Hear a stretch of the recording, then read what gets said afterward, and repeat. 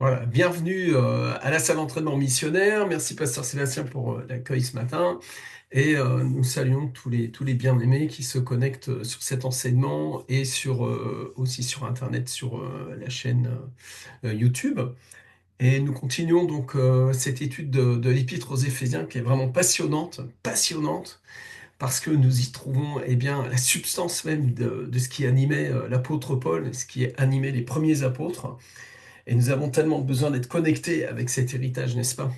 Qu'est-ce que vous voulez de plus hein, que l'héritage qui nous a été euh, délégué par les premiers disciples du Christ? Et, euh, et tout ça, ce trésor-là qui est dans la Bible, est à notre disposition pour peu qu'on se donne un peu la peine d'aller chercher ces trésors, que nous ouvrions le paquet cadeau. Amen. Donc, je vous inviterai à écouter toute la playlist si vous venez de nous découvrir. Je vous invite aussi à mettre un pouce sur la chaîne et vous abonner aussi. Et, et puis donc on va continuer donc notre étude. Et nous arrivons au sixième cours là, et on est dans Éphésiens chapitre 2 et on va aborder versets 11 à 22. Donc je vais dire ça. Voilà, c'est pourquoi souvenez-vous qu'autrefois vous étiez identifiés comme non-juif. Alors, je suis dans la traduction second 21 là. C'est pourquoi souvenez-vous qu'autrefois vous étiez identifiés comme non-juifs dans votre corps, appelés incirconcis par ceux qui se disent circoncis et qui le sont dans leur corps, par la main de l'homme. Souvenez-vous qu'à ce moment-là, vous étiez sans Messie, exclus du droit de cité en Israël, étrangers aux alliances de la promesse, sans espérance et sans Dieu dans le monde. Mais maintenant, en Jésus-Christ, vous qui étiez autrefois éloignés, vous qui...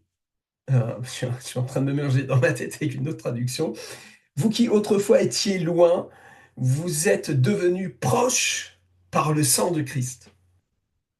En effet, il est notre paix, lui qui, des deux groupes, n'en a fait qu'un, qui a renversé le mur qui les séparait, la haine, par sa mort. Il a rendu sans effet la loi avec ses commandements et leurs règles, afin de créer en lui-même un seul homme nouveau à partir des deux, établissant ainsi la paix. Il a voulu les réconcilier, l'un et l'autre, avec Dieu, en les réunissant dans un seul corps au moyen de la croix, en détruisant par elle la haine. Il est venu annoncer la paix à vous qui étiez loin et à ceux qui étaient près. À travers lui, en effet, nous avons les uns et les autres accès auprès du Père par le même esprit. Ainsi donc, vous n'êtes plus des étrangers ni des rédisants temporaires, mais vous êtes au contraire concitoyens des saints, membres de la famille de Dieu. Vous avez été édifiés sur le fondement des apôtres et prophètes, Jésus-Christ lui-même étant la pierre angulaire. C'est en lui que tout l'édifice, bien coordonné, s'élève pour être un temple saint dans le Seigneur. C'est en lui que vous aussi, vous êtes édifiés avec eux pour former une habitation de Dieu en esprit. J'espère pouvoir tout vous donner en 7 heures parce que c'est très riche, évidemment. Vous imaginez bien que c'est extrêmement riche et qu'on pourrait parler sur un seul verset pendant une heure, chaque verset pendant une heure. Mais je veux vous ouvrir un petit peu je dirais d'une certaine manière, des points de réflexion. Et ce sera à vous aussi de continuer un petit peu à méditer dessus. Mais ce qu'on va pouvoir trouver déjà ce matin est extrêmement puissant. Et déjà, pour commencer, l'apôtre Paul, donc,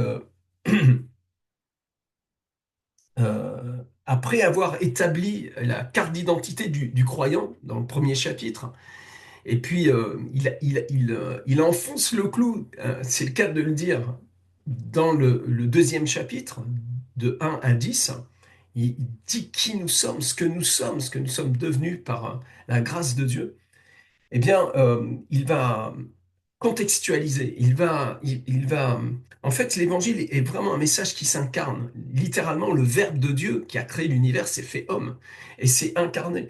Et et la puissance de la réconciliation qu'il y a à la croix entre Dieu et l'humanité, eh bien, aussi va agir de façon horizontale et va intervenir au travers ben, d'Israël, parce que Jésus étant le Messie d'Israël, va intervenir aussi au travers d'Israël et de toutes sortes de communautés païennes. Et donc, ici, on voit, la clé, c'est pas l'unité en elle-même. Bien sûr, elle est importante, l'unité, cette unité, ce rapprochement, cette réconciliation, c'est la fin de la haine, c'est très important, bien entendu. Mais ce n'est pas la clé du passage. La clé du passage, c'est l'identité. Dieu, l'apôtre Paul veut nous révéler, nous donner notre identité. C'est tout le sens, enfin à mon sens, hein, moi c'est comme ça que je perçois vraiment tout le texte des Éphésiens. On est en train de nous dire qui nous sommes en Christ. Et pour que nous puissions savoir exactement qui nous sommes en Christ, nous avons besoin de savoir qui est Christ vraiment. Amen. Et ici, nous voyons eh bien, que la venue du Messie d'Israël est venue provoquer un changement, une transformation. Il y a véritablement une nouvelle alliance ici. Il y a une réforme, mais plus qu'une réforme même. En fait, il y a littéralement un avant et un après la venue du Christ. La croix, le sacrifice de Jésus. En fait, le message de l'évangile concerne littéralement la croix de Jésus, le sacrifice de Jésus. C'est pas autre chose. Et les apôtres ont prêché Christ crucifié. L'apôtre Paul dira, je n'ai rien voulu savoir parmi vous que Christ crucifié. Je suis pas venu avec de la philosophie, avec du blabla, des machins. Mais je suis venu avec Christ crucifié. Christ crucifié, tout est en lui en fait. Toute la plénitude de la divinité est en lui. C'est ce que nous dit l'apôtre. C'est très puissant. Si vous réfléchissez à ça, votre christianisme est la chose la plus extraordinaire qui puisse venir dans votre existence. Autant que vous soyez juif ou que vous ne le soyez pas, d'un point de vue humain, d'un point de vue charnel, d'un point de vue de la loi.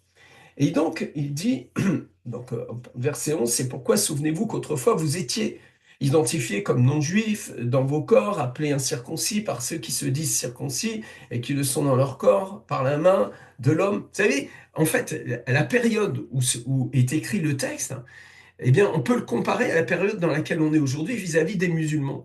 L'islam est partout, affiché partout. Et les musulmans, ils disent, ah bah, nous, on est les bouffeurs de porc, quoi. Nous sommes ces gens qui ne sont pas musulmans, en fait. Vous avez des villes entières maintenant, des quartiers entiers qui sont complètement musulmans. Et vous arrivez, le blanc, là, chrétien, bon, vous êtes, il y a une pression, il y a une tension, il y a un rejet, il y a une ostracisation, littéralement. Vous voyez? Une sorte de communautarisme très très fort. Et là, à l'époque, eh ben, le peuple juif est dans cette dimension-là, très communautariste. C'est peut-être un peu encore comme ça d'ailleurs, hein. C'est très humain. En réalité, ça fait partie de l'anthropologie des hommes.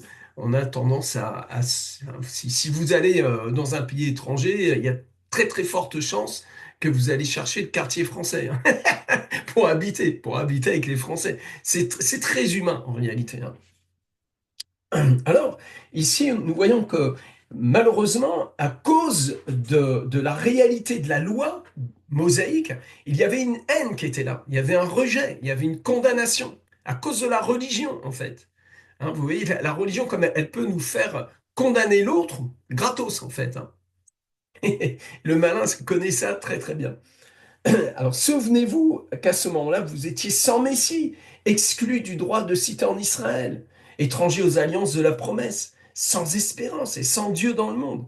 Écoutez, parmi les chrétiens qui nous écoutent, qui nous suivent du réseau de la maison de prière, pour toutes les nations, ou de chrétiens qui vont écouter cet enseignement sur YouTube, la plupart d'entre vous, hein, avant d'être chrétien, d'être enfant de Dieu, vous étiez paumés, perdus. Certains, vous étiez peut-être musulmans ou juifs ou peut-être catholiques de par héritage de naissance et vous avez une sorte de croyance et vous avez une sorte de Dieu jusqu'au jour où vous avez rencontré le Christ, le Fils du Dieu vivant et vous êtes nés de nouveau, bien sûr. Mais plusieurs d'entre nous, nous étions vraiment sans Dieu, sans espérance, aucune même.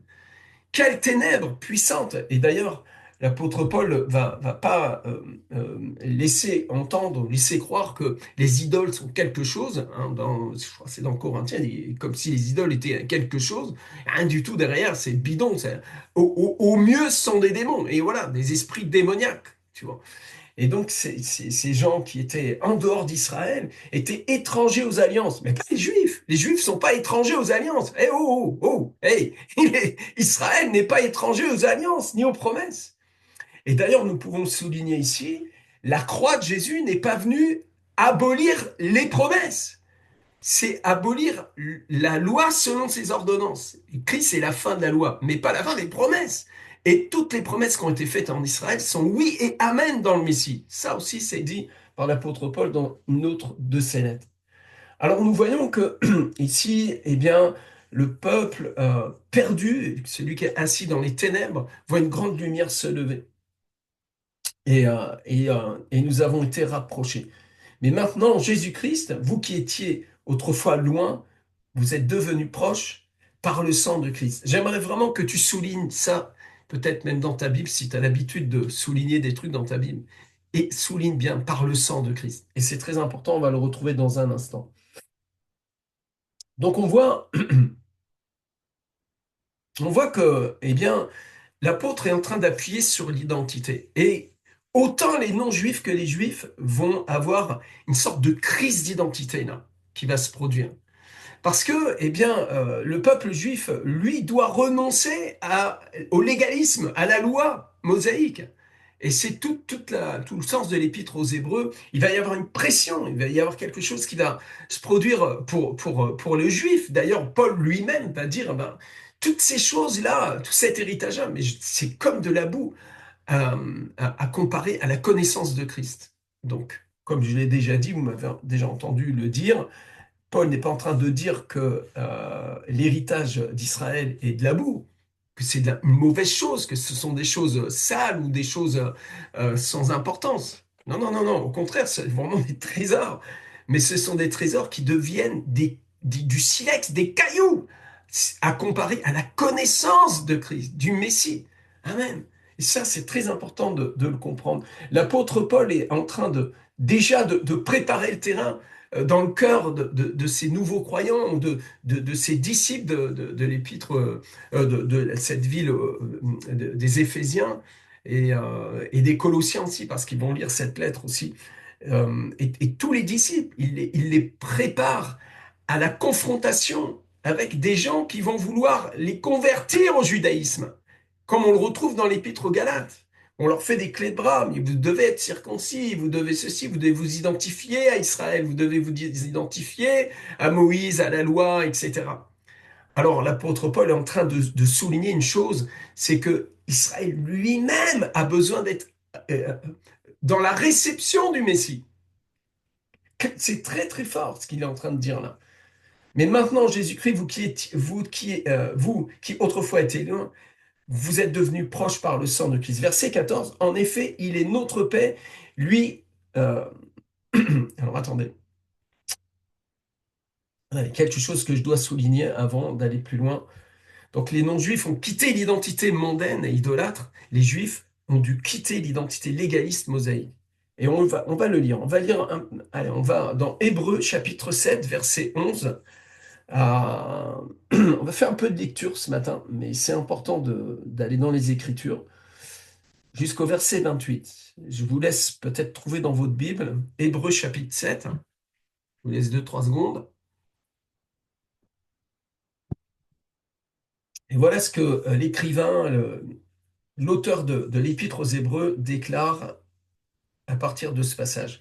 Si donc la perfection avait été possible par le sacerdoce lévitique, donc on parle ici de la loi mosaïque, car c'est sur ce sacerdoce que repose la loi donnée au peuple.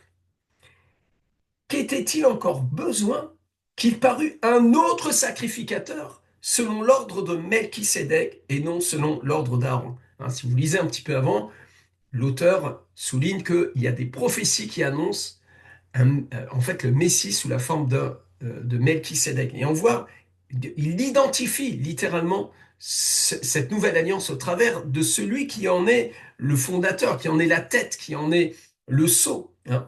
Et ça va être un sacrificateur selon l'ordre de Melchisédek et non selon l'ordre d'Aaron. Donc il met en porte-à-faux déjà ici la loi mosaïque, le sacerdoce lévitique, avec celui de la nouvelle alliance en Christ, hein.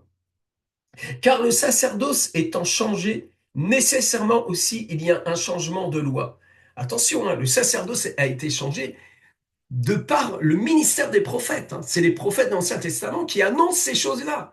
La venue du Messie fait un changement du sacerdoce, hein. C'est très important, ça. Alors peut-être pour nous, on arrive de notre Occident, de notre petite conversion chrétienne, on ne comprend pas trop ces choses-là, mais pour un juif, ça doit être super important ce passage-là.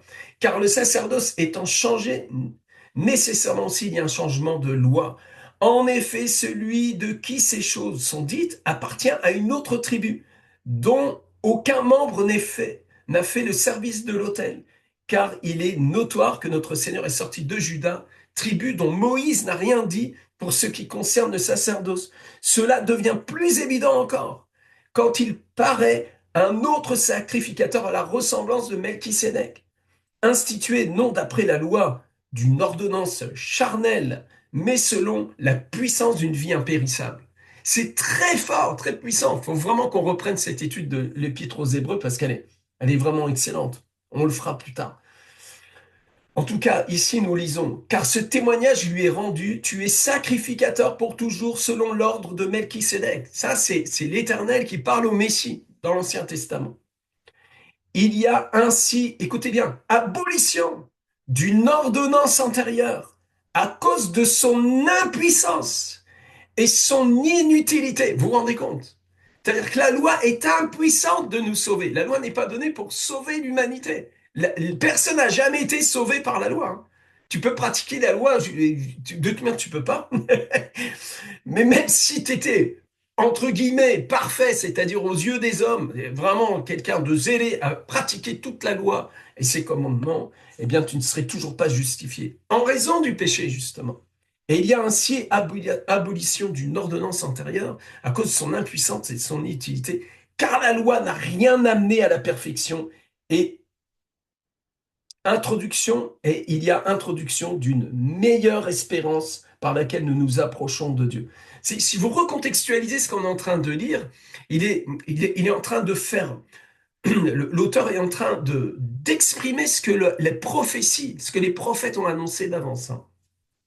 Et il le met en exergue et il le met en évidence. Verset 20. Et comme cela n'a pas eu lieu sans serment, car tandis que les Lévites sont devenus sacrificateurs sans serment, Jésus l'est devenu avec serment, par celui qui lui a dit, le Seigneur a juré et il ne se repentira pas, tu es sacrificateur pour toujours selon l'ordre de Melchisédek. Jésus est par cela même le garant d'une alliance plus excellente. Donc il y a vraiment une rupture là, il y a quelque chose qui s'est passé. Et pour tous nos amis là qui des mouvements juifs messianiques, tu vois, qui veulent s'identifier euh, comment dire au judaïsme, s'il vous plaît, faites une vraie étude objective de l'Épître aux Hébreux. Ici, c'est très fort ce qu'il est en train de. De plus, il y a eu des sacrificateurs en grand nombre parce que la mort les empêchait d'être permanents. Hein, il y en a eu un paquet. Oh, si, la religion, oh là là. Mais lui, parce qu'il demeure éternellement, alléluia, possède un sacerdoce qui n'est pas transmissible. C'est aussi parce que le sacerdoce se transmettait, hein, de père en fils, et il y a toute la lignée des Lévites, d'Aaron, de la famille d'Aaron, etc. Mais là, il y a une rupture. Et c'est aussi pour cela qu'il peut sauver parfaitement. Écoutez bien le verset 25, très important. C'est aussi pour cela qu'il peut sauver parfaitement ceux qui s'approchent de Dieu par lui, étant toujours vivant pour intercéder en leur faveur. Il nous sauve comment? Parfaitement. Verset 26. Et il nous convenait en effet d'avoir un souverain sacrificateur comme lui, saint, innocent, sans tache, séparé des pécheurs, et plus élevé que les cieux, qui n'a pas besoin, comme les souverains sacrificateurs, d'offrir chaque jour des sacrifices, d'abord pour ses propres péchés, ensuite pour ceux du peuple, car ceci, il l'a fait une fois pour toutes en s'offrant lui-même, étant lui-même parfait. Quel sauveur nous avons! Je suis en train de vous prêcher Christ, là. En effet, la loi était, excusez-moi, verset 28. En effet, la loi établit souverain sacrificateur des hommes sujets à la faiblesse. Mais la parole du serment, c'est-à-dire la parole de la promesse qui a été faite après la loi, établit le Fils qui est parfait pour l'éternité. Waouh! C'est de ça dont l'apôtre Paul parle aux Éphésiens. Il annonce un salut parfait ici. Amen. Et, et donc, nous voyons que nous voyons donc que le peuple juif, comme le peuple païen, renonce pour s'identifier à Christ. Et c'est pourquoi les prédicateurs d'aujourd'hui doivent renoncer pour s'identifier à Christ. Et nous prêchons Christ, nous annonçons Christ. Et il ne s'agit que de Jésus-Christ. Il est le Fils de Dieu. Amen. Donc les païens, d'eux-mêmes, ont eu besoin donc de s'identifier, hein. De même, donc les païens étaient sans identité par rapport à Dieu, c'était avec leur identité orpheline, hein. L'esprit orphelin, esprit de rébellion, hein. Éphésiens chapitre 2, vous étiez morts par vos offenses, par vos péchés, par l'esprit, hein, qui agit dans les fils de la rébellion, sur le train de ce monde, etc., etc. Donc, hein, souvenez-vous qu'il s'adresse à des Grecs, là, il s'adresse, mais aussi dans le paquet, il y a des Juifs, évidemment, hein, de toute manière, hein, puisque c'est un seul corps, c'est l'Église, c'est le corps du Christ, là. Ok. Regardez, avec moi, donc je souligne ici, hein, souvenez-vous qu'à ce moment-là, vous étiez sans Messie, exclus du droit de cité en Israël, étrangers aux alliances de la promesse, sans espérance et sans Dieu dans le monde. Hein, ce qui n'était pas le cas du juif croyant qui, lui, a les promesses et les alliances. Regardez, Romains chapitre 3 ouvre dans Romains chapitre 3, à partir du verset 1, nous lisons.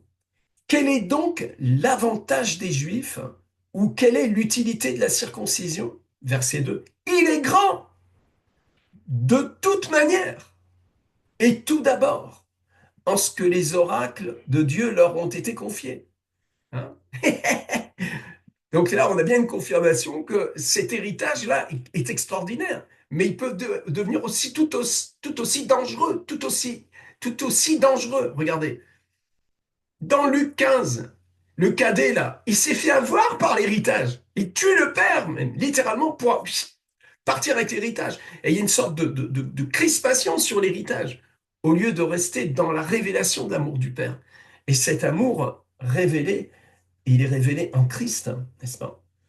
Alors il est grand de toute manière, et tout d'abord en ce que les oracles de Dieu ont été confiés. Et quoi, si quelques-uns n'ont pas cru, leur incrédulité anéantira-t-elle la fidélité de Dieu? Loin de là, que Dieu, au contraire, soit reconnu pour vrai et tout homme pour menteur, selon qu'il est écrit, afin que tu sois trouvé juste dans tes paroles et que tu triomphes lorsqu'on te juge. Souvenez-vous que les 4 premiers chapitres de l'Épître aux Romains, c'est véritablement, c'est la mise à mort de la religion, du salut par les œuvres. Pendant les 4 premiers chapitres d'Épître aux Romains, l'apôtre est en train de démontrer que personne ne peut être sauvé, en fait. Ça n'existe pas. Le salut par la religion n'existe pas. Par ta bonne conscience, par ta propre petite loi, ou que ce soit par la loi mosaïque. Personne ne peut être sauvé, en fait. Tous sont péchés, sont privés de la gloire de Dieu. Et les 4 premiers chapitres sont une intensification de cette réalité, de façon à nous amener à la grâce de Dieu. Ok. Je préfère vous le rappeler. Et quoi, si quelques-uns n'ont pas cru, leur incrédulité anéantira-t-elle la fidélité de Dieu? Loin de là, que Dieu, au contraire, soit reconnu pour vrai et tout homme pour menteur. Amen. Selon qu'il est écrit, afin que tu sois trouvé juste dans tes paroles et que tu triomphes lorsqu'on te juge. Mais si notre injustice établit la justice de Dieu, que dirons-nous? Dieu est-il injuste quand il déchaîne sa colère? Je parle à la manière des hommes. Loin de là, autrement comment Dieu jugerait-il le monde? Et si par mon mensonge la vérité de Dieu éclate davantage pour sa gloire, pourquoi suis-je moi-même encore jugé comme pécheur? Et pourquoi ne ferions-nous pas le mal afin qu'il en arrive du bien, comme quelques-uns qui nous calomnient prétendent que nous le disions? La condamnation de ces gens est juste. Quoi donc? Sommes-nous plus excellents? Nullement, car nous avons déjà prouvé que tous, juifs et grecs, sont sous l'empire du péché. Amen. Ça, c'est prouvé. Oh, c'est magnifique. Selon qu'il est écrit, il n'y a point de juste, pas même un seul. C'est l'Ancien Testament qui l'annonce. Nul n'est intelligent, nul ne cherche Dieu. Tous sont égarés, tous sont pervertis. Il n'en est aucun qui fasse le bien, pas même un seul. Leur gosier est un sépulcre ouvert, et ils se servent de leur langue pour tromper. Ils ont sous leurs lèvres un venin d'aspi. Leur bouche est pleine de malédiction et d'amertume. Ils ont les pieds légers pour répandre le sang. La destruction et le malheur sont sur leur route. Ils ne connaissent pas le chemin de la paix. La crainte de Dieu n'est pas devant leurs yeux. Or, nous savons que tout ce que dit la loi, elle le dit à ceux qui sont sous la loi, afin que toute bouche soit fermée et que tout le monde soit reconnu coupable devant Dieu. Amen. Car nul ne sera justifié devant lui par les œuvres de la loi, puisque c'est par la loi que vient la connaissance du péché. Mais maintenant, sans la loi est manifestée la justice de Dieu, à laquelle rendent témoignage la loi et les prophètes. Justice de Dieu par la foi en Jésus-Christ pour tous ceux qui croient. Il n'y a point de distinction, car tous ont péché, sont privés de la gloire de Dieu, juifs comme grecs. Vous voyez, on retrouve cette notion-là. Et ils sont gratuitement justifiés par sa grâce, par le moyen de la rédemption qui est en Jésus-Christ. C'est lui que Dieu a destiné par son sang, s'il te plaît. Si tu as l'habitude de stabiloter ou de souligner dans ta Bible, souligne-moi par son sang. C'est la clé de l'identification.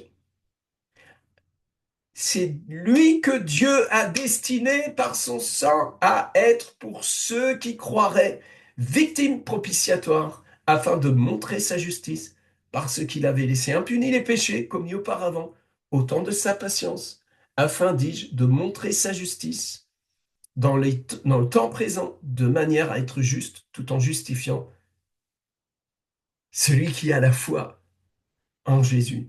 Mais maintenant, en Jésus-Christ, vous qui autrefois étiez loin, vous êtes devenus proches par son sang, nous dit l'Épître aux Éphésiens. Mais maintenant, en Jésus-Christ, vous qui étiez loin, vous êtes proches, vous êtes devenus proches par le sang du Christ, ce sang précieux. Et la clé du verset, en fait, l'apôtre nous identifie non pas au fait que nous étions païens ou que nous étions juifs, mais au sang de l'agneau. Vous voyez, c'est très puissant ça. Il ne nous identifie pas au fait d'être catholique ou d'être protestant ou d'être orthodoxe ou d'être ceci ou d'être cela. Il nous identifie à Christ et particulièrement au sang de Christ parce que nul ne peut être sauvé autrement que par la foi dans le sang du Christ. Il a versé son sang pour moi. Il a versé son sang 7 fois sur le chemin de sa passion. Il l'a versé, je le rappelle, pour ceux qui ne connaissent pas cet enseignement de Derek Prince, qui a été fortement et très hautement repris par le pasteur César Cassianos dans les mouvements G12. Et nous l'avons repris aussi, et parce que c'est véritablement ce que disent les Écritures. Jésus a versé son sang à Gethsémané, des grumeaux de sang. Jésus, sa barbe a été arrachée au temple. On l'a frappé. Du sang a été versé à ce moment-là. Ensuite, on l'a emmené vers les Romains pour qu'il soit crucifié. Qu'est-ce qu'ils lui ont fait? Ils l'ont fouetté. Ensuite, ils lui ont mis une couronne d'épines. Ensuite, ils lui ont cloué les mains, ensuite les pieds. Et ensuite, on l'a transpercé. 7 fois, son sang a été versé. Et chacun des versements est très puissant. Et nous retrouvons dans Lévitique, si je ne me trompe pas, c'est Lévitique 4,16, où il dit que le sacrificateur plongera son doigt dans le sang et fera 7 fois l'aspersion devant le rideau du temple. Amen. Ce sang est venu déchirer, littéralement, nous ouvrir une route nouvelle et vivante. Parfaite. Il est notre sacrifice parfait. Amen. Alléluia, c'est très puissant, c'est fort. Ce que Paul dit là dans ce passage-là, c'est il est en train de nous identifier à Christ. Notre identité est en Christ. Notre vie est cachée en Christ. Ce que nous sommes est en Christ. Alors maintenant, nous allons voir ce verset où il déclare au verset 14, en effet, il est notre paix.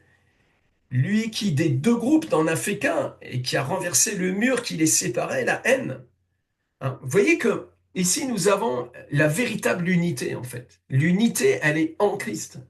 Elle n'est pas dans des arrangements de religion, des acceptations sur base de compromis. Ah, mais toi, tu crois ça, mais moi, je crois ça.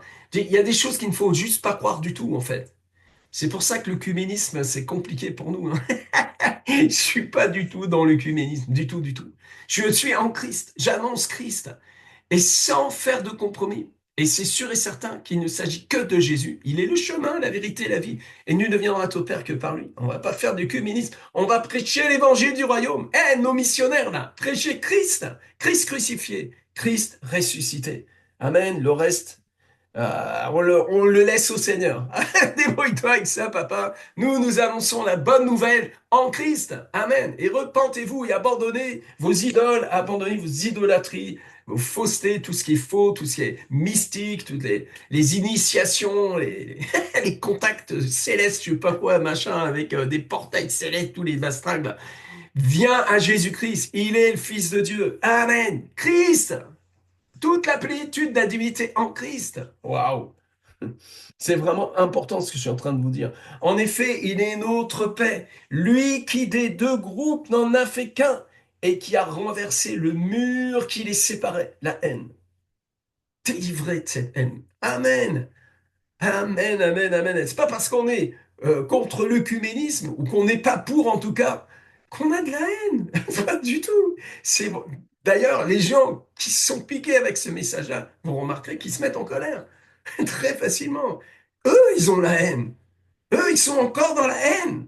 Nous ne sommes pas dans la haine, nous sommes juste en Christ. Et nous annonçons Christ. C'est lui le Seigneur. Il ne s'agit que de Jésus. Comprenez? Je ferme cette parenthèse. Je crois que j'ai parlé à quelqu'un là. Verset 15. Il dit, par sa mort, il a rendu sans effet la loi avec ses commandements et leurs règles. C'est-à-dire la malédiction de la loi qu'on retrouve dans Galates chapitre 3, verset 13. La malédiction de la loi est anéantie. C'est fini, terminé.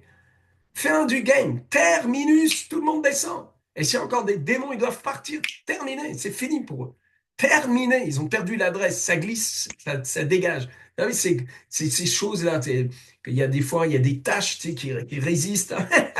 Ta maman t'a pas appris ça, là, la pub, là, je sais plus quoi, là, le truc là. Il y a des produits qui détachants là. Et quand le produit arrive, la tâche ne peut plus rester avec ces petites griffes là. Hein? Plus blanc que blanc, je sais pas quoi, machin là. Les produits qui sont assez efficaces pour véritablement nettoyer en profondeur. Eh bien, dans le sang de Jésus, tout est soluble et ça dégage, ça perd ça lâche prise, ça part, ça quitte. Le vieil homme est dépouillé, on dépouille le vieil homme et on revêt l'homme nouveau. Amen, qui n'a pas de passé, qui est une nouvelle création. C'est merveilleux. Et nous fixons nos regards sur Christ, pas sur nos problèmes. Alléluia, merci Seigneur. Allez, quelqu'un est encouragé là. Par sa mort, il a rendu sans effet la loi avec ses commandements et leurs règles, afin de créer en lui-même un seul homme nouveau à partir des deux, établissant ainsi la paix.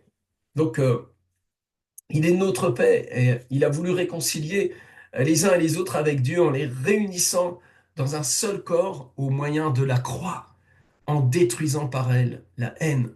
Donc Jésus sur la croix euh, porte le péché de l'humanité. Il a été fait péché même, littéralement. Et la justice de Dieu va s'accomplir. Cette justice, cette décision qu'il a, euh, comment dire, je ne veux pas dire une répétition, mais il a décidé en lui-même, selon le conseil, le bon conseil de sa volonté, eh bien de justifier celui qui croira en Jésus. Amen. Tu es juste devant Dieu. Romains chapitre 5, verset 1. Étant donc justifiés, étant donc justifiés par la foi en Christ, nous avons la paix avec Dieu. C'est très important. Ça, c'est le véritable évangile. C'est le christianisme auquel vous devez adhérer, que vous devez méditer, que vous devez prêcher et annoncer. Amen. Nous avons été justifiés en Christ. Jésus est notre tout. Il est notre identité. Alors, je vais vous montrer un petit tableau pour vous montrer à quel point il est notre tout. Alors, euh, hum, hum, hum. Je vais faire un partage. Le temps que j'installe tout ça. Tac.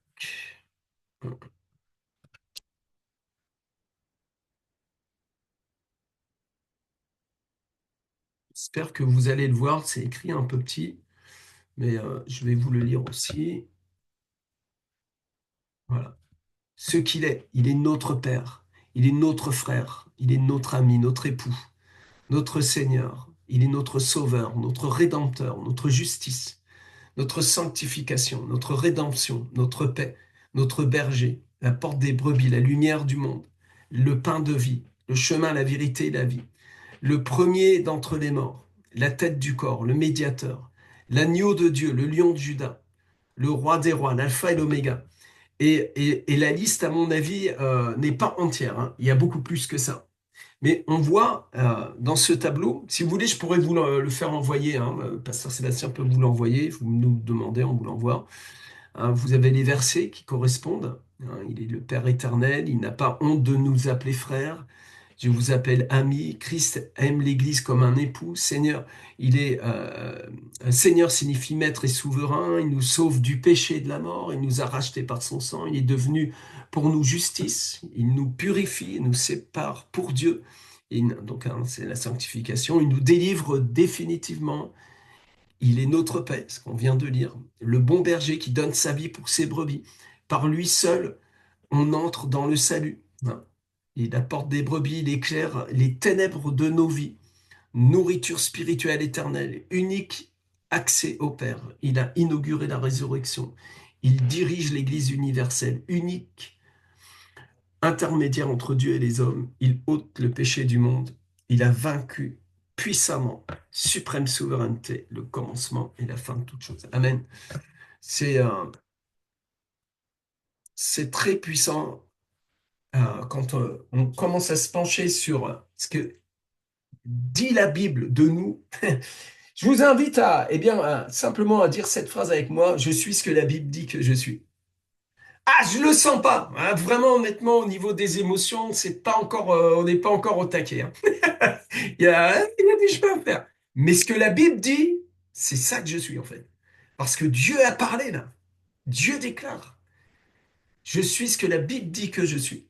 Amen. Et tous les changements, toutes les transformations que vous avez expérimentées, c'est par la grâce de Dieu. Cela ne vient pas de vous, c'est Christ en vous. Christ en vous qui produit ce changement. Ok? Alors, le verset 18 maintenant, j'attire votre attention. Attendez, que je saute rien. Ouais, ok, ok. Ok, donc le verset 18. Donc, à travers lui, en effet, nous avons les uns et les autres accès auprès du Père par le même esprit.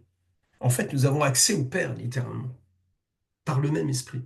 Et hop, ici, souvenez-vous, une petite règle que je me suis moi-même imposée, en tout cas, euh, quand vous voyez une structure ternaire, ça, arrêtez-vous et méditez sur la Trinité. Pensez à nouveau à ce Dieu trois fois saint. Vous avez été baptisé au nom du Père et du Fils et du Saint-Esprit. Et véritablement, ce sont trois hypostases, trois personnes en un seul Dieu. Et c'est parce que ce sont trois personnes en un seul Dieu que l'amour existe en réalité. Parce que l'amour ne peut pas être un monobloc. L'amour est quelque chose qui se donne et qui se reçoit. Philosophiquement parlant, mais de toute manière, d'un point de vue ontologique, c'est obligatoire qu'il y ait un mouvement. Dieu est trois personnes qui s'aiment d'un amour tellement pur que ça forme un seul Dieu. De toute éternité. Je sais que ta cervelle ne peut pas le comprendre, Bien sûr que, mais heureusement d'ailleurs, ça prouve justement que Dieu est Dieu, littéralement. Si Dieu, on pouvait le mettre dans notre poche, c'est plus un Dieu, c'est une idole. Ah, il y a plein de gens, quand je travaillais à l'hôtel Méridien à l'époque, quand j'intervenais dans les chambres, des fois, je voyais des petits dieux qui étaient sur les chevets, des petits machins. T'avais les orthodoxes, ils avaient leur petits trucs, des petites représentations d'églises orthodoxes avec des icônes. T'avais les hindous, ils avaient pareil, ils avaient des trucs qui s'ouvraient comme ça, tu vois. Puis c'était des petites idoles. T'avais les cathos qui avaient leur truc. Tout le monde tout le monde a son petit dieu de poche, tu sais, mais mon petit dieu de poche. Mais moi, je suis dans la poche de Jésus-Christ. Alléluia. Jésus a dit, mes brebis entendent ma voix. Elles me reconnaissent ma voix. Amen. Elles m'appartiennent pour l'éternité. Elles sont dans ma main et nul n'arrachera la brebis de ma main, ni de la main de mon Père. Alléluia. J'ai pas besoin d'une idole. Christ m'a sauvé parfaitement. C'est un salut parfait. Amen. C'est glorieux. L'évangile, c'est la plus belle des nouvelles et c'est la bonne nouvelle. Amen. Alors ici, nous avons donc accès au Père par le même esprit. On retrouve donc Jésus, le Père et le Saint-Esprit. Donc là, au verset 18, on a l'économie de la Trinité. Qu'est-ce qui se passe avec cette Trinité sur terre? Eh bien, Jésus est venu mourir sur la croix et ressusciter. Amen. Par le sang de sa croix, par la croix, il nous a réconciliés. Non seulement il a fait un peuple uni en Christ, délivré de la haine. Alléluia. Et en même temps, eh bien, il nous a réconciliés avec le Père. Par lui, nous avons accès. Nous avons accès au Père. Mais celui qui fait que cet accès est une réalité, c'est le Saint-Esprit qui a remplacé Jésus sur terre. Souvenez-vous, Jésus va dire, je vous enverrai un autre paraclet. Donc, dans le grec, c'est vraiment une personne, c'est une personnalité, ce n'est pas une chose, c'est pas une intervention d'une puissance, mais il parle d'un avocat, d'une personne, d'un enseignant, et celui-là même, c'est le Saint-Esprit, le roi Hakodesh, le Saint-Esprit, l'Esprit de Dieu, qui est la troisième personne de la Trinité. Et lui, il intervient sur terre pour nous donner la communion avec le Père au travers du Fils. En Christ, en Christ qui s'est fait chair, Christ qui est l'incarnation littéralement. Hein, il n'y a pas le Christ qui est venu dans un homme, mais Christ, c'est un homme 100% homme, 100% Dieu. Il s'appelle Jésus-Christ, Yeshua Mashiach, Ben David, vous l'appelez comme vous voulez en chinois, je ne sais pas comment ça se dit, mais c'est la réalité, la substance, l'hypostase de Jésus.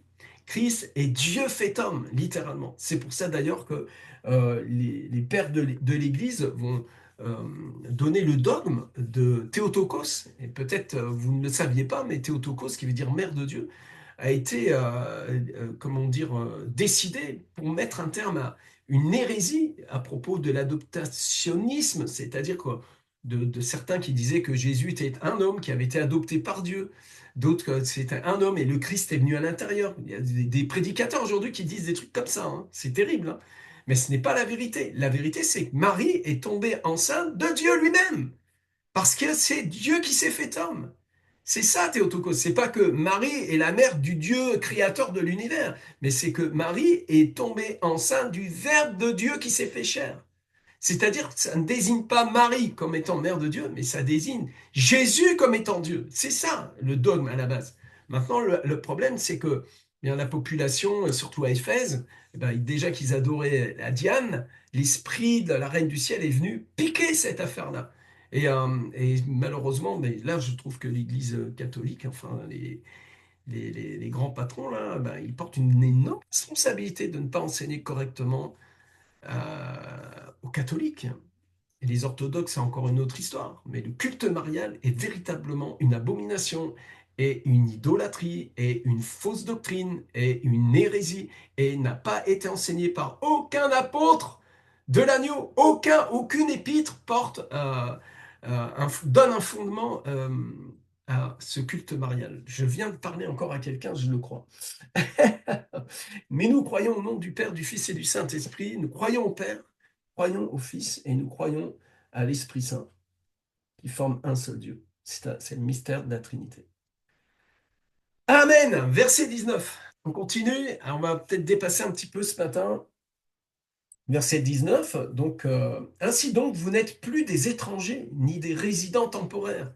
Hein, c'est magnifique. Vous êtes au contraire concitoyens des saints, membres de la famille de Dieu. Vous avez été édifiés sur le fondement des apôtres et prophètes, Jésus-Christ lui-même étant la pierre angulaire. C'est en lui que tout l'édifice bien coordonné s'élève pour être un temple saint dans le Seigneur. C'est en lui que vous aussi, vous étiez édifiés avec eux pour former une habitation de Dieu en esprit.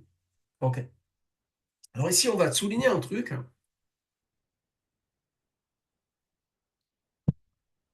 pour bien éclairer les choses. Les apôtres et prophètes sont appelés fondements non parce que l'Église repose sur des hommes en tant que tels. Écoutez très bien ce que je vous dis, hein. Là, c'est important ce que je vais vous dire. Les apôtres et prophètes sont appelés fondements non parce que l'Église repose sur des hommes en tant que tels, mais parce que leur ministère a posé les bases doctrinales et révélées sur lesquelles l'Église est construite. Hmm. Cela rejoint ce que Paul dit dans 1 Corinthiens chapitre 3 versets 10 à 11. Écoute bien, selon la grâce de Dieu qui m'a été donnée, donc en tant qu'apôtre, j'ai posé le fondement comme sage architecte, car personne ne peut poser un autre fondement que celui qui a été posé, savoir Jésus-Christ. Et ça fait un moment qu'il a été posé le fondement. C'est pas Rémi Bell qui a posé le fondement, hein, si vous voyez ce que je veux dire. Alors, nous avons ici euh, une affirmation. Et c'est pourquoi nous enseignons. C'est pourquoi nous avons mis des écoles en place. Parce que c'est primordial. C'est notre ministère. C'est le commandement du Seigneur, hein. Allez, faites de toutes les nations des disciples, hein, baptisez-les au nom du Père, du Fils, Saint-Esprit et enseignez-leur. Nous devons enseigner ce que Jésus a enseigné. Qu'est-ce que Jésus a enseigné aux pèlerins d'Emmaüs? Il leur a enseigné Christ. Il a pris Moïse, les prophètes, les psaumes, etc. Et il leur a annoncé ce qui le concernait lui. Il leur a pas annoncé autre chose. Et nous sommes là en train de vous enseigner ce que Christ a enseigné aux pèlerins d'Emmaüs, ce que les premiers apôtres ont enseigné à leurs disciples en leur disant, allez, vous aussi faites des disciples. Et nous aussi, nous sommes en train de faire la vision de Jésus, avec la doctrine de Jésus. Et on ne veut pas aller au-delà de la doctrine de Jésus. Vous êtes d'accord avec ça, j'espère. Si vous êtes des missionnaires de la salle d'entraînement missionnaire, du réseau de la maison de prière pour toutes les nations, en particulier mes disciples, vous êtes d'accord avec ce que je suis en train de vous dire? Ah, mais ça, c'est sûr et certain. Parce que c'est exactement ce que disent les Écritures. Et Jésus, lui, il est la pierre angulaire, hein. On voit, donc il place les apôtres, les prophètes. Jésus-Christ étant lui-même la pierre angulaire. Nous devons comprendre ce que ça veut dire. C'est-à-dire la pierre maîtresse qui donne la direction, l'alignement et la cohésion de tout l'édifice. Les apôtres et prophètes ont été les instruments pour poser les fondements de la vérité autour de cette pierre. D'accord? La pierre angulaire, c'est la première pierre qui est posée pour ensuite bâtir tout le bâtiment. C'est l'angle droit, c'est là-dessus qu'on va se baser. Ça va donner tout le reste, en fait. Et donc, l'apôtre n'est pas le fondement, hein, c'est Christ qui est le fondement.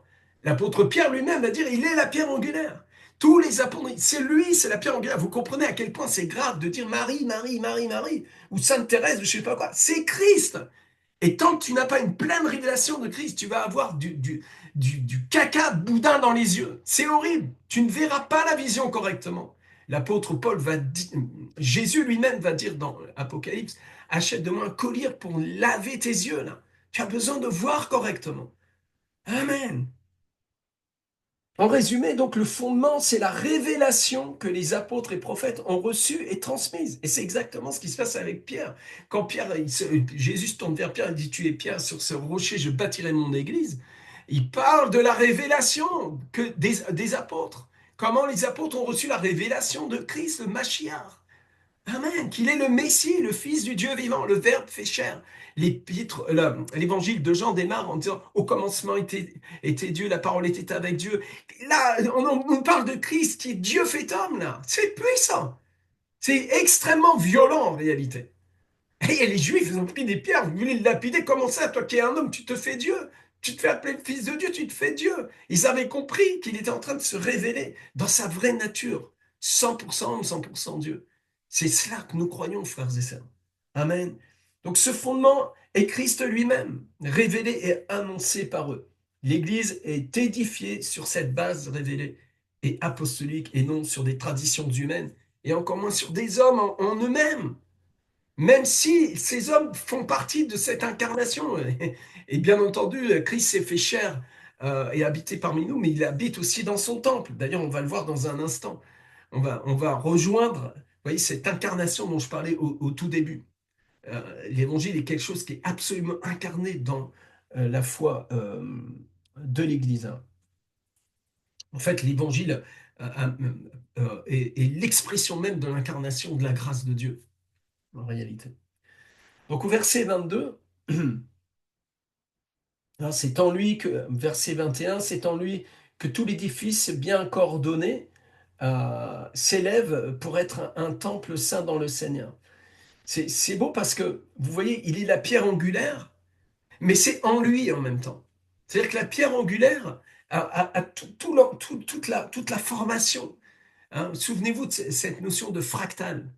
Hein, je vous ai déjà parlé de ça, la fractale. Pour ceux qui ne connaissent pas une fractale, hein, c'est une formation géométrique qui se répète dans sa propre structure. Hein, désolé pour ceux qui ont déjà entendu, mais il y a des gens qui connaissent pas ce truc-là. Vous avez une sorte de chou qui est un peu conique là. Je ne me rappelle jamais le nom de ce chou, mais quand vous le regardez d'un peu plus près, vous apercevez que cette forme conique, vous la retrouvez dans des cônes qui forment ce cône. Et si vous regardez ces cônes, vous apercevez eh bien, que eux-mêmes sont formés de petits cônes. Et je pense que si on regarde ça au microscope, on va retrouver cette structure. Eh bien, ça s'appelle une fractale. Et ça, vous avez ça dans l'univers. Il y a beaucoup, beaucoup de fractales. En tout cas, ici, en Christ, nous avons littéralement une fractale. C'est-à-dire que Christ lui-même, dans toute sa personne, soyez mes imitateurs comme je suis moi-même de Christ. Pourquoi être imitateur de Christ? Eh bien, tout simplement parce qu'il est le patron pour les couturières ou les couturiers, quand vous faites, vous allez coudre, eh bien, vous allez utiliser un patron. Et nous tournons vers notre patron. En fait, c'est en Christ. Il est une pierre, il n'est pas juste sur le côté, et puis on bâtit, on fait ce qu'on veut avec. Non, nous sommes en Christ, et tout ce qui est en Christ est en nous. Moi en lui, et lui en moi. Jean chapitre 17, Père, je leur ai donné la gloire que tu m'as donnée, afin qu'ils soient un comme moi, je suis un en toi, toi en moi. Vous voyez, là, il y a quelque chose de spirituel dans ce que je suis en train de vous dire. Ça n'a rien à voir avec une religion religieuse. Il s'agit du royaume. C'est les paroles du royaume, ça. Amen. Alors, il dit encore, c'est en lui que tout l'édifice bien coordonné. Waouh, le Seigneur bâtit son église parfaitement. C'est un bâtisseur extraordinaire. Il ne se trompe pas. Dieu ne perd jamais. Gloire à Dieu. C'est programmé depuis le fondement de l'éternité. Il nous a connus d'avance parfaitement. Il nous a privilégiés. Il nous a prédestinés. Amen. Il nous a justifiés, glorifiés. Il l'a fait. Amen. Son plan est parfait. Dis-le à ton âme. Oh mon âme, son plan est parfait. Dieu est un bâtisseur excellent. C'est l'excellence. Et plus nous nous approchons de Christ, plus nous allons bâtir sur ce fondement, non pas avec du foin, avec des bouts de bois, mais avec de l'or purifié par le feu, des pierres précieuses. Amen. Alléluia. Mhm. Alors il dit, c'est en lui que tout l'édifice bien coordonné s'élève pour être un temple saint dans le Seigneur, un temple saint, un temple sanctifié, un temple justifié. Dieu le fait. Amen. Est-ce que tu le crois? J'ai juste besoin que tu le crois en fait. Tous ces mots qui sortent de ma bouche, c'est juste pour que tu le crois, en fait. Et si tu le crois, tu vas faire l'expérience de l'électricien qui jusqu'au jour jusqu'à ce jour, il n'avait pas encore fait une rencontre personnelle avec les électrons. Mais au moment où il a touché le fil électrique, boum, ça y est, il a eu la révélation, l'EDF existe vraiment, quoi. Amen, c'est Christ, c'est notre roi, Dieu Tout-Puissant. Alléluia. C'est en lui que vous aussi, vous avez été édifiés, hein, avec eux pour former une habitation de Dieu en esprit. Donc c'est une habitation avec et en Christ. Et je finis ma fiche, je suis très content, je suis dans mon timing. Hein, verset 22, c'est en lui que vous aussi, vous êtes édifiés avec eux pour former une habitation de Dieu en esprit. Est-ce que tu peux réfléchir juste une seconde à ce qu'on vient de lire? C'est une dinguerie. Allô? Il n'est pas enfermé dans une petite boîte avec une petite bougie en guise de chien de garde devant, là. Nous sommes son habitation. Nous qui sommes en Christ, là. Ah, je sais pas, peut-être t'es un chrétien évangélique, mais t'es pas en Christ. Peut-être un jour, tu as vu de la lumière, tu as trouvé que les filles étaient jolies, qu'il y avait de la bonne musique, les gens étaient super sympas, tout ça. Mais tu as ça dans les mosquées aussi, hein. De bon accueil chaleureux, machin, ça fait pas tant un chrétien. Ah, et en plus, ils font des bonnes œuvres, ils donnent de la soupe aux gens, tout ça, etc. Ben, je suis chrétien maintenant. D'ailleurs, j'ai confessé Jésus, Seigneur Jésus, da, da, da, da, da, da. Et t'es religieux, et t'as toujours pas. T'as besoin d'une rencontre, t'as besoin de naître de nouveau. Et c'est pour ça que tu galères dans ta vie. Mais si vraiment tu deviens enfant de Dieu, oh my God, regarde ce qui est écrit. Verset 22, c'est en lui que vous aussi, vous êtes édifiés avec eux pour former une habitation de Dieu en esprit. Alors quand on dit en esprit, c'est pas tu sais, sous forme de symbole, à la franc-maçonne, tu vois, ce genre de truc. Non, non, non, non, non. Non, non, c'est réel. Dieu est esprit. Et il cherche des adorateurs en esprit, en vérité. Et il veut une rencontre avec toi. C'est pour ça que tu vas venir à la convention, pour vivre une puissante rencontre. Et tu vas repartir de là-bas rempli du feu du Saint-Esprit, rempli de la conscience de à quel point, si tu es né de nouveau, tu es rempli de ce feu. Amen. Il est vivant. Il a mis en toi un salut parfait et éternel. Et tu as juste besoin de signer ton accusé de réception, de prendre conscience de ça. Alors le mot habitation en grec, c'est katoi keterion. Ne vous moquez pas, c'est pas facile à dire. Katoi keterion ou keterion. Je ne sais pas comment ça se prononce. J'ai pas pris le temps j'ai pas pris le temps de vérifier. Par contre, j'ai vérifié l'étymologie. C'est intéressant. Kata, préposition qui marque une intensité ou une permanence. C'est intéressant, hein. C'est pas juste une habitation, d'une habitation qui Dieu habite parmi nous. Oh Dieu, tu es au milieu de nous. Non, non, non, non, non. On parle d'une intensité, d'une permanence. Dieu habite en moi. Que je dors, que je sommeille, que je sois gentil, que je sois mauvais. Quand je pique ma crise là, Dieu, lui, il demeure en moi et de façon intense. L'intensité. Dieu aime ça. Ouais, c'est un Dieu intense. Quand il a créé l'univers, ça a été d'une grande intensité. Quand tu vois rien qu'un éclair, la puissance, les mégatonnes de watts que ça représente, Dieu est intense. Le sacrifice de Jésus a été intense. Le don du Christ, l'incarnation, c'est quelque chose d'intense. Dieu est un Dieu d'intensité. Amen. Et Dieu te bénit de façon intense. Recevez l'intensité de Dieu dans votre vie. Au nom de Jésus. C'est une préposition donc, qui marque une intensité ou une permanence et, et qui signifie en bas, selon, entièrement, dans le contexte de ce mot. En bas, selon, entièrement. Donc il y a une notion de pleine identification de cette intensité, de cette intensification. La deuxième partie, c'est le verbe. Wakeo ou oikeo, qui veut dire habiter, demeurer dans une maison, littéralement. C'est l'habitation. C'est donc l'identification, c'est l'adresse en fait. C'est mon adresse, c'est là où j'habite en fait. Amen. Et Dieu, lui, il dit là, hein, par la bouche de l'apôtre, je suis venu habiter en vous. Je suis venu habiter dans mon église, dans cet homme nouveau là. Amen. Christ en nous, l'espérance de la gloire. Est-ce que tu veux bien croire cela? Est-ce que tu peux réfléchir justement à cela?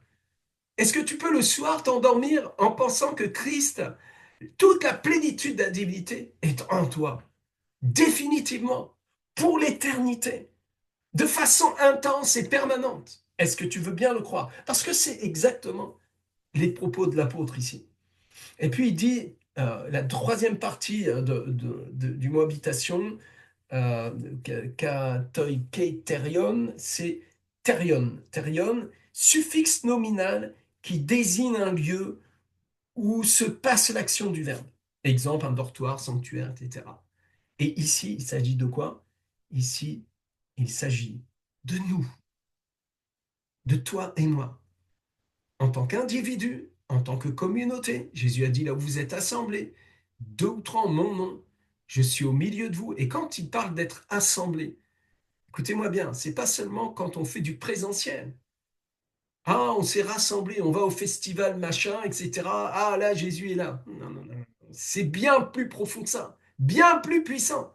Nous avons été assemblés. Il nous a ressuscités ensemble. Éphésiens chapitre 2, ressuscités ensemble, assemblés.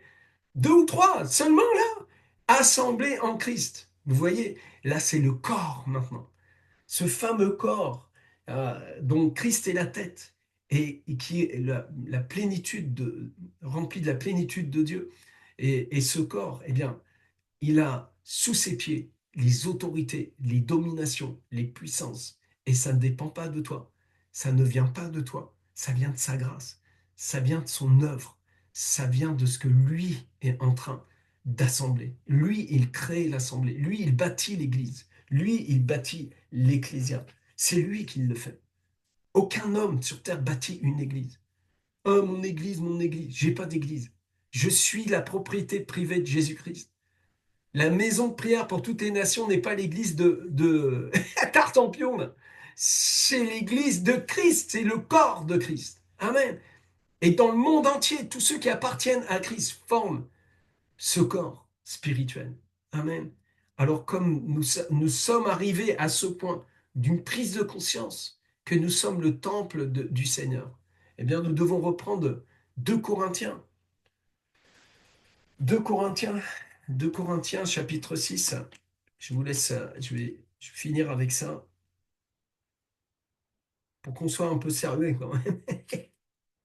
Enfin, on est sérieux depuis, hein. Euh, 2 Corinthiens chapitre 6 à partir du verset 14. Ne vous mettez pas avec les infidèles sous un joug étranger, car quel rapport y a-t-il entre la justice et l'iniquité? Ou qu'y a-t-il de commun entre la lumière et les ténèbres? Quel accord y a-t-il entre Christ et Bélial? Et quelle part a le fidèle avec l'infidèle? Quel rapport y a-t-il entre le temple de Dieu et les idoles? Car nous sommes le temple du Dieu vivant. Vous voyez, on retrouve cette notion. Le temple du Dieu vivant. L'habitation, comme Dieu l'a dit, j'habiterai, je marcherai au milieu d'eux. Je serai leur Dieu, ils seront mon peuple. C'est pourquoi sortez du milieu d'eux et séparez-vous, dit le Seigneur. Ne touchez pas ce qui est impur. Et je vous accueillerai. Je serai pour vous un père et vous serez pour moi des fils et des filles, dit le Seigneur Tout-Puissant. Et c'est extrêmement puissant. Achevons notre sanctification. Abandonnons ces choses qui ne sont pas du royaume. Et à chaque fois que le Seigneur dit ça, lâche, Seigneur, c'est toi qui as raison. Allez, on avance. Et on se repent. Ça veut dire on laisse l'Esprit de Dieu changer notre mentalité. La métanoïa, la repentance, c'est un cadeau que Dieu te fait.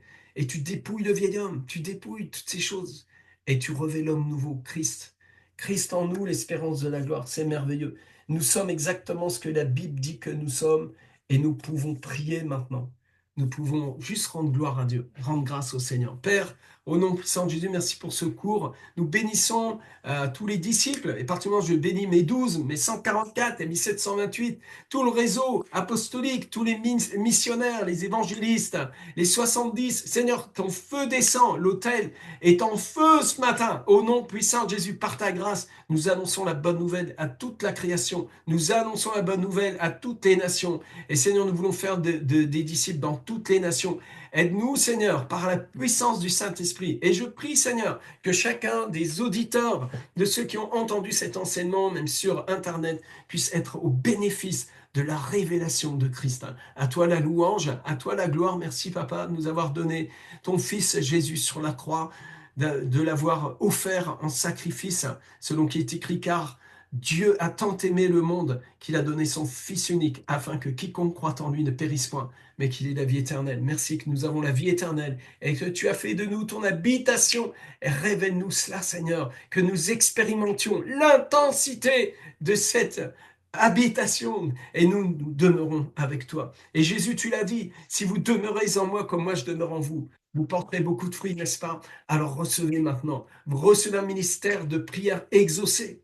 Recevez maintenant la révélation que Dieu exauce vos prières. Car si vous demeurez en moi, que moi je demeure en vous, alors vous porterez beaucoup de fruits. Ce que vous demanderez au Père en mon nom, je le ferai, afin que le Père soit glorifié dans le Fils. Par la puissance du Saint-Esprit, j'ai prié au nom de Jésus, et l'Église dit Amen et Amen. Je vais relaisser la place à Sébastien, pasteur Sébastien. Tu as peut-être des infos à donner. Je te donne la place. Yes, merci beaucoup à votre ami pour cet enseignement de ce matin. Merci à tous, vous êtes connectés en présentiel, hein. Je pense que tant qu'on peut le faire, c'est toujours, il me semble plus intéressant que le distanciel, même si on bénit ceux qui vont écouter la vidéo par la suite. Surtout, n'hésitez pas à liker la vidéo, à mettre un petit pouce, à la partager, à la communiquer, dedans que la SEM est ouverte à tout le monde. Petite information concernant la convention, 6, 7, 8, 9 juin, pour ceux qui ne seraient pas inscrits, mais je ne peux pas croire que sur les 33 personnes connectées ce matin, vous n'êtes pas inscrits à la convention. Faites-le. Et si effectivement vous avez un hébergement qui est à l'extérieur, si vous vous alimentez à l'extérieur du lieu de convention, il y a pour autant une inscription à faire auprès du centre chrétien de Gagnères. Donc vous les interpellez, vous les sollicitez. Des fois, il y a des questionnements qui surgissent ou autre parce qu'en fait, je comprends pas au niveau du tarif et tout ça. Appelez-les, ils se font un plaisir vraiment de pouvoir répondre à cela. Donc même si on est à l'extérieur, il y a quand même une inscription à faire pour la convention 2025. Et on se hâte en tout cas de vous y retrouver. Bien entendu, donc la SEM, hein, tous les samedis, 9h30. Les co-leaders première et deuxième année, ensemble, tous les mercredis, de 21h à 22h. Et bien entendu, le temps d'intercession, les mercredis et les vendredis, à 5h du matin. Et aussi, on encourage notre apôtre Rémi, toute l'équipe qui est partie sur Madagascar. Je vais vous renvoyer un lien par rapport effectivement au don, si vous souhaitez le faire. Des fois, certains peuvent partir, d'autres ne peuvent pas partir, mais à la fois, on a envie de bénir ceux qui peuvent y aller. Donc là, les encourager. Donc je vous mettrai un petit peu un lien pour le don vis-à-vis de Madagascar. Et on veut les bénir et les encourager voilà, dans tout ce qui prend place. Voilà un petit peu pour les infos. Sébastien, il y a aussi la tour de prière, je sais pas si Oui, on en a parlé. exactly. Mercredi, donc du coup, on va générer le lien avec l'apôtre Rémi, puis je vous l'enverrai. Mercredi prochain, de 5h à 17h, il y a la tour des prières avec une succession de messages impactants, des micro-messages qui va nous laisser toute là aussi, toute la latitude, toute la possibilité de pouvoir prier et lever la voix ensemble. Et d'être aussi au bénéfice, voilà, différentes corrélations fondamentales MPN avec des petits enseignements qui vont être partagés. Donc vraiment connectez-vous. Alors peut-être à monnaie le matin, peut-être des fois entre midi et deux, peut-être plus des fois dans l'après-midi, en fonction de vos possibilités. Peut-être certains feront toute la tour de 5h à 17h. Donc vraiment, je vous dirais, connectez-vous, ça va être un temps béni, les messages se préparent, ça va être vraiment quelque chose de fort à vivre ensemble. Voilà, donc connectez-vous. Je vous envoie le lien très rapidement. Et le jeûne du 7 au 27. Le jeûne du 7 au 27. Tu m'as envoyé une information, votre ami? T'as pas d'information encore? Je vous donne l'information. On va jeûner du 7 au 27 pour se préparer pour la grande bataille de Pentecôte et ça va être vraiment super. Et je vous rejoindrai ou vous me rejoindrez tous les midis. On aura un temps de messages prophétiques et de prières ensemble. Et voilà, chacun prendra le jeûne qu'il voudra, comme il voudra. Vous pouvez prendre un jour ou jeûner les vins, vous priver peut-être de votre dessert préféré ou littéralement passer à un jeûne un peu plus comment dirais-je, vous faites pas du mal. Vous faites pas du mal, c'est pas le but. Le but, c'est plutôt de ralentir le temps et prendre plus de temps pour se concentrer un peu plus dans la prière. Hein. Amen. Ça va pas Yes. changer la grâce de Dieu dans votre vie. Et Dieu vous aime infiniment. Et nous aussi, nous vous aimons. Hein, n'est-ce pas, Pasteur Sen? Ben, carrément, carrément, et j'hésiterai pas. N'hésitez pas à nous contacter si vous avez besoin, s'il y a des questionnements ou autres. Donc, n'hésitez pas, on est là pour vous, clairement. Et je vous enverrai un petit mail récapitulatif avec tous les éléments qu'on a évoqués ce matin avec plaisir.